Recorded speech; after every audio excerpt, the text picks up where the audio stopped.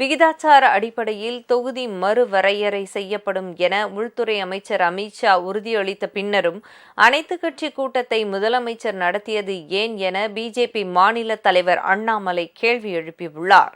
மும்மொழி கல்விக்கு ஆதரவாக சென்னையில் பிஜேபி சார்பில் கையெழுத்து இயக்கம் தொடங்கப்பட்டுள்ளது. இதனை மேலிட பொறுப்பாளர் சுதாகர் ரெட்டி தொடங்கி வைத்தார். இந்நிகழ்ச்சியில் கலந்து கொண்ட அண்ணாமலை, தமிழிசை சவுந்தரராஜன், பொன் ராதாகிருஷ்ணன், ராஜா உள்ளிட்ட தலைவர்கள் மும்மொழி கல்விக்கு ஆதரவாக கையெழுத்திட்டனர். அப்போது செய்தியாளர்களிடம் பேசிய அண்ணாமலை, மும்மொழி கல்வி குறித்து தமிழக மக்களிடம் 1 கோடி கையெழுத்து பெற்று மே மாத இறுதியில் குடியரசுத் தலைவரிடம் சமர்ப்பிப்போம் என தெரிவித்தார்.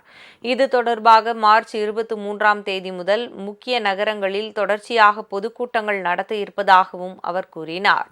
தொகுதி மறுவரையறை தொடர்பாக அமித்ஷா கூறிய பின்னரும் அனைத்துக் கட்சி கூட்டம் நடத்தப்பட்டது தேவையற்றது என அண்ணாமலை குறிப்பிட்டார்.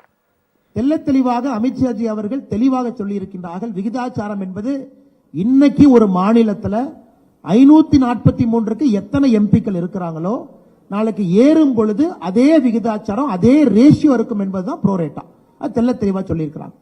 தமிழகத்திற்கு 7.17 தொடர்ந்து மெயின்டைன் ஆகும். ஒருவேளை எம்பிக்கள் அதிகரிக்கக்கூடிய பட்சத்தில் தமிழகத்திற்கு அதே 7.17. அப்படி இருக்கும் பொழுது எந்த ஒரு மாநிலமும் மேல போறதில்லை, எந்த ஒரு மாநிலமும் கீழே போறதில்லை. இதை தெளிவாக சொல்லியிருக்கிறார்.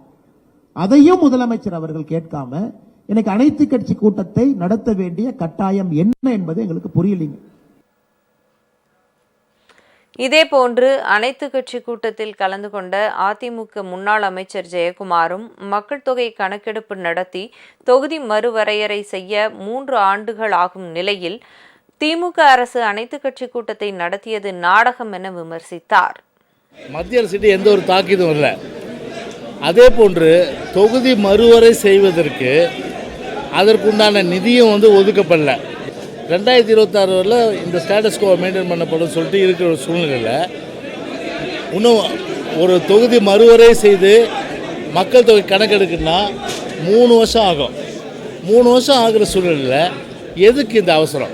கமல்ஹாசன் கூட வந்திருந்தார்.